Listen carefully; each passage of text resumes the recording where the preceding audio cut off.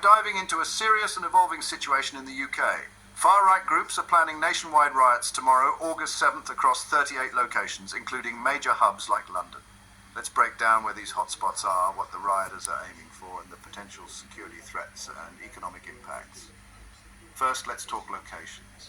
The planned riots are set to erupt in cities like London, Birmingham, Manchester, and Liverpool. Smaller towns aren't immune either, with places like Luton, Southport, and Dover also on the list. In Northern Ireland, Belfast is a key target. These groups are aiming for high visibility areas, intending to cause maximum disruption and gain media attention. So what's driving these riots? The tragic stabbing incident in Southport that claimed 3 young lives has been twisted by far-right extremists to fuel anti-immigrant sentiment. These groups are leveraging misinformation, spreading false narratives about the attacker's background.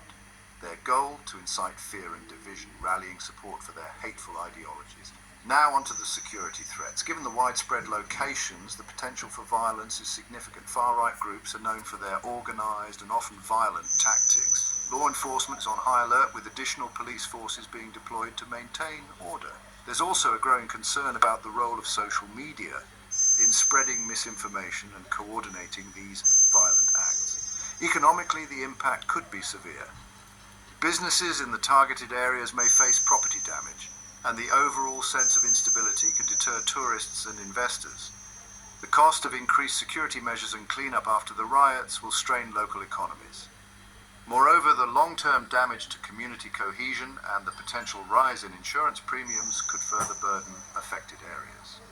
Prime Minister Keir Starmer is facing intense scrutiny.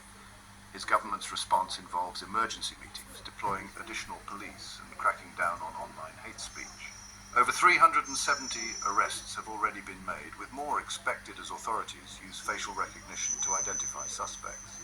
But there's criticism too. Some say the government isn't addressing the root causes, like social inequality and racial tensions. So what can you do? Stay informed, avoid areas known for protests, and follow local news updates. If you see misinformation online, report it. It's crucial to reject the messages of hate and division being spread by these groups. The unrest in the UK is a stark reminder of the fragility of social cohesion and the urgent need to address extremism and intolerance. The immediate priority is restoring order, but the long-term challenge is to build a more inclusive and resilient society. That's all for today's update. Stay safe, stay informed, and thank you for tuning in. If you found this video helpful, don't forget to like, subscribe, and hit the bell for more updates. See you in the next one.